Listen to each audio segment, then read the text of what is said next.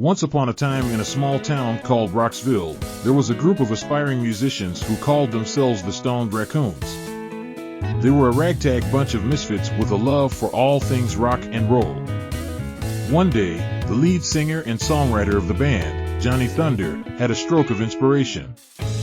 He wanted to write a rock song that would capture the essence of their wild and rebellious spirit. So, he gathered his bandmates Tommy the guitarist, Nicky the bassist, and Joey the drummer in their dingy basement rehearsal space to brainstorm ideas. Once upon a time in a small town called Rocksville, there was a group of aspiring musicians who called themselves the Stoned Raccoons. They were a ragtag bunch of misfits with a love for all things rock and roll. One day, the lead singer and songwriter of the band, Johnny Thunder, had a stroke of inspiration. He wanted to write a rock song that would capture the essence of their wild and rebellious spirit. So, he gathered his bandmates Tommy the guitarist, Nicky the bassist, and Joey the drummer in their dingy basement rehearsal space to brainstorm ideas. As they sat around tossing around ideas and riffs, Johnny suddenly jumped up with a gleam in his eye. "I've got it, guys. We're gonna write a song about Marla Hughes, the town's infamous Trout." The bandmates exchanged confused looks, wondering how a fish could be the subject of a rock song.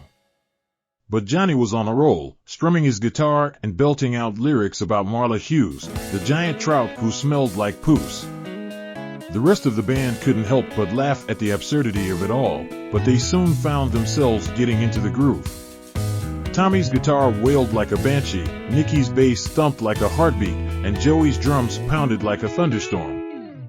The music was loud, raucous, and full of energy, just like the Stoned Raccoons themselves. As they worked on the song, they added more ridiculous lyrics about Marla Hughes's bottomless pit of a stomach and her front bum that smelled like shit. They sang about her penchant for lying and exaggeration, and how she always seemed to have eaten all the pies in town. The band poured their hearts and souls into the song, infusing it with their signature wit and humor.